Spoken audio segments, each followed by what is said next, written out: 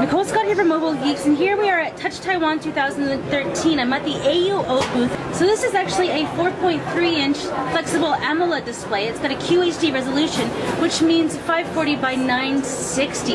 And you can see that it's super thin, curvy bent in the middle. It's only 0.2 millimeters thick. So this is just a technology demo. Sadly, AUO doesn't actually have anything currently planned to bring this display to market, but we can sure get excited about having flexible display technology of this quality. Now, another cutting-edge technology that AUO is showing off is a 4.7-inch 720p HD display that is ultra thin. So here's the demo where we have a conventional display versus the AUO display. So you can see the one on the left is much thicker.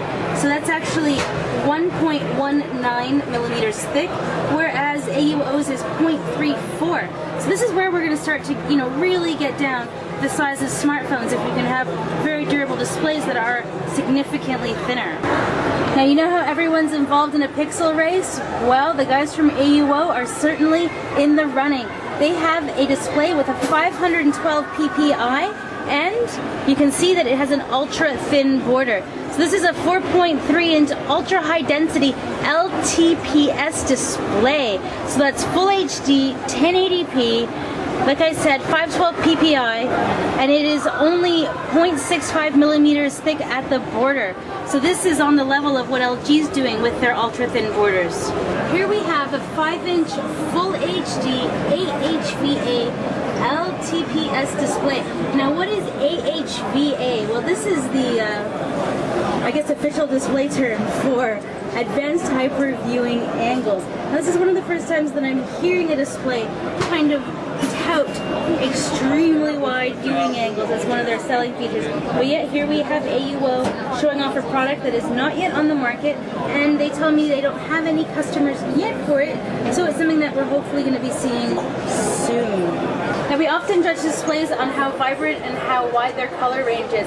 Now, AUO is showing off something with a wide color gambit. So this is a WQXGA wide color gambit display. So this display is actually 10.1 inches and it has 95% NTSC. So this is a 50% increase on the color gambit. It has a display resolution of 2560 by 1600 and a contrast ratio of 800 to 1. So you'll notice that I've been taking most of this video at quite a steep angle. That is because of the lighting, but also because what makes this display different than a conventional display is that the 45-degree angle, there is a higher brightness. It's actually 75% higher than what we're used to seeing in a conventional display. So if I hold it at roughly the same angle, you'll notice this is significantly less bright. Now, I showed you a smartphone that was ultra thin. Now they're also doing a tablet that is ultra thin. So you can see over here that a conventional tablet is usually 3 millimeters thick, and the ultra thin is 50% that at 0.5. Now this is also a WQXGA resolution, so 2560 by 1600, and it has a pixel density of 300 ppi. So in case you didn't know, AUO is actually a display manufacturer for Apple. So we might be getting a sneak peek on something that Apple may be launching in the future. Okay. Hey guys, it's David of semicurrent.com, and this is our first look at the new Cherry Mobile M1 Android smartphone. It's powered by the newest MediaTek Helio X20 processor, which boasts a total of 10 cores, 10 separate cores, so it's deca-core. Plus it has 4 gigabytes of RAM, 32 gigabytes of internal storage, and it's also the first 4G LTE smartphone with a USB Type-C connectivity port right here on the bottom. So first, let's explore the handset's hardware features, which, if you've already read my news report a while ago, you will know that this phone has a 5.5-inch Full HD IPS touchscreen display. So as you can see, the viewing angles are excellent. There is no problem whether you want to view this phone from the bottom or from the top, maybe from the sides.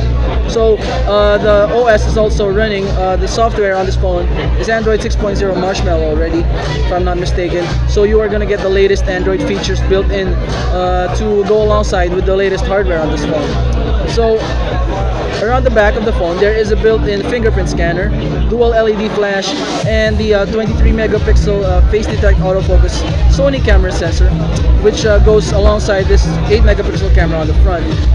If you'll notice, the back cover doesn't seem to have any gaps in it, so that means you cannot remove it from the back. You cannot remove the back cover and remove the battery. So that's one of the trade-offs that you're going to have to get used to if you plan to buy this phone for yourself.